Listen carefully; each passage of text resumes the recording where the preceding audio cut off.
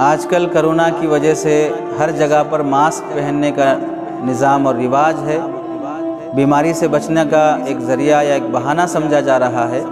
وہیں پر بعض مسلم لڑکیوں کی ایک نامناسب حرکت یہ سامنے آ رہی ہے کہ پہلے برقع پہن کر نوز پیس وغیرہ پہن کر اپنے چہرے کو چھپایا جاتا تھا، اب ماسک پہننے کے بہانے چہرے کی بے پردگی عام ہوتی جا رہی ہے۔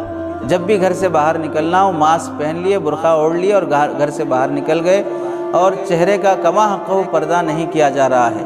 یاد رکھ لیں، چہرہ ہی پورے جسم میں پردہ ہوتا ہے۔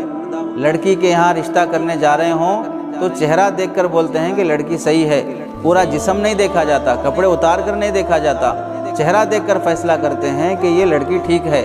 چہرہ ہی ایڈریس اور پتہ ہوتا ہے، پتہ دے دینے کے بعد پورا جسم چھپا کے کیا فائدہ رہے گا؟ اس واسطے صرف ماسک پر اکتفا کرنا درست نہیں ہے۔